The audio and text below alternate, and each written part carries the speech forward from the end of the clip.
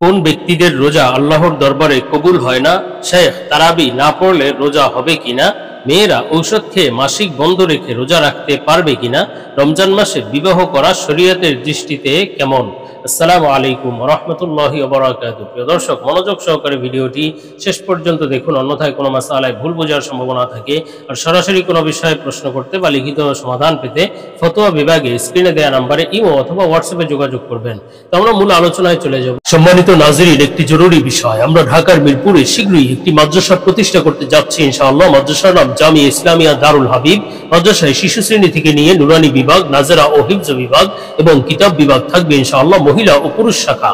সুতরাং আপনার সন্তানকে ভর্তি করার জন্য যোগাযোগ করতে পারেন এবং দেশ ও প্রবাস থেকে কেউ দান, অনুদান ও সহযোগিতা করতে চাইলে স্ক্রিনে বিকাশ, রকেট, নগদ নাম্বার এবং ব্যাংক অ্যাকাউন্ট দেওয়া আছে, সহযোগিতা করতে পারেন। সর্বোপরি সবার কাছে দোয়া কামনা করছি। আমরা প্রশ্নের জবাবে চলে যাই। প্রশ্ন ছিল, রমজান মাসে বিবাহ করা শরীয়তের দৃষ্টিতে কেমন? দেখুন, রমজান মাসে প্রাথমিক দৃষ্টিতে বিবাহ করা তো কোনো গুনাহ নয়, অথবা বিবাহ হবে না, নাজায়েজ, এই ধরনের কোনো বিষয় নয়। তবে একটি বিষয় লক্ষণীয়, সেটি হলো রমজান মাস হলো আমলের মাস, নামাজের মাস, তিলাওয়াতের মাস, রোজার মাস। তো বিবাহ করলে যদি আপনি মনে করেন এই সমস্ত আমলে কোনো ব্যাঘাত ঘটবে, অথবা আপনি পিছু টান চলে আসবে এই আমলের ক্ষেত্রে, আপনার আমলে অমনোযোগিতা তৈরি হবে বিবাহের কারণে, তো সেক্ষেত্রে আপনি বিবাহের প্রোগ্রামটি রমজানের পরে করুন। এটি করতে পারেন, এটি ভালো হবে।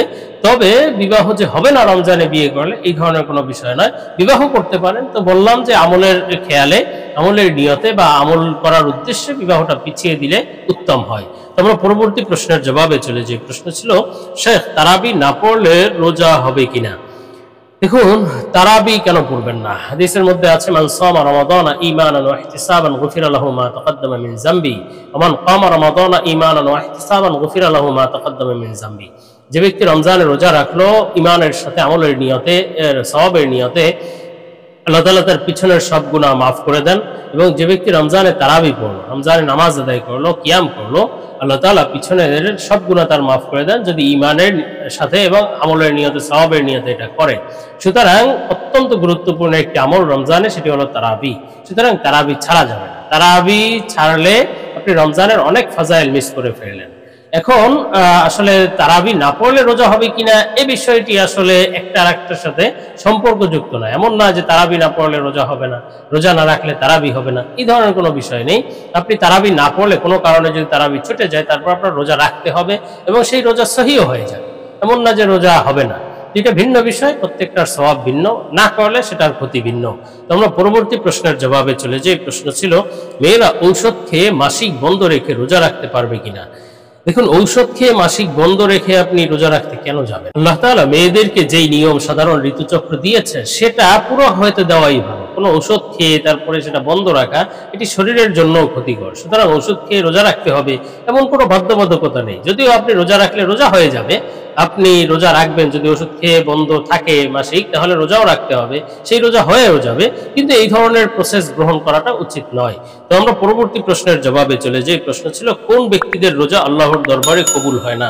সুন্নাহ শপিং আপনাদের জন্য নিয়ে এলো একটি ইসলামিক পণ্যের দারুণ প্যাকেজ। প্যাকেজে থাকবে উন্নত মানের টুপি, তাসবিহ, মেসওয়াক, আতর, সুরমা, মা বোনের জন্য হাত মোজা, পা মোজা এবং নবীজির 1000 সুন্নাতের একটি পকেট বই। আর এসব কিছু পাবেন একটি আকর্ষণীয় গিফট বক্সের ভিতর। সুতরাং 8টি সুন্নতি জিনিসের এই প্যাকেজটি নিতে পারেন নিজের জন্য, পরিবারের জন্য বা প্রিয়জনকে গিফট করার জন্য। দাম মাত্র 390 টাকা। অর্ডার করতে স্ক্রিনে দেওয়া ইমো অথবা হোয়াটসঅ্যাপ নম্বরে যোগাযোগ করুন। দেখুন, হাদিসের মধ্যে আছে, যে ব্যক্তি রোজা রাখলো, না খেয়ে থাকলো ঠিকই, কিন্তু ওই ব্যক্তি গুনাহ পরিত্যাগ করলো না, মিথ্যা পরিত্যাগ করলো না, তো তার রোজার দিয়ে আল্লাহ তাআলার কোনো কাজ নেই। তার উপবাস দিয়ে সে যে না খেয়ে থাকলো, এতে আল্লাহ তাআলার কিছু যায় আসে না। এর দ্বারা বোঝা যায় যে রোজা রেখে গুনাহ করলে, অশ্লীলতা, গুনাহ, মিথ্যা, চুরি ডাকাতি, গীবত, শিকায়েত, অর্থাৎ যে কোনো অন্যায় অপরাধ করলেন, আবার রোজাও রাখলেন, তো রোজার আপনি ফাজাইল কেমন যেন পেলেন না। আপনি রোজার একটি দেহ পেলেন, রূহ পেলেন না, প্রাণ নাই, এমন রোজা আপনি রাখলেন। তো রোজা রাখবেন, কষ্ট করবেন, এটার ফাজাইল পরিপূর্ণ পাওয়ার জন্য, উপকারিতা পাওয়ার জন্য, গুনাহ থেকে বাঁচতে হবে।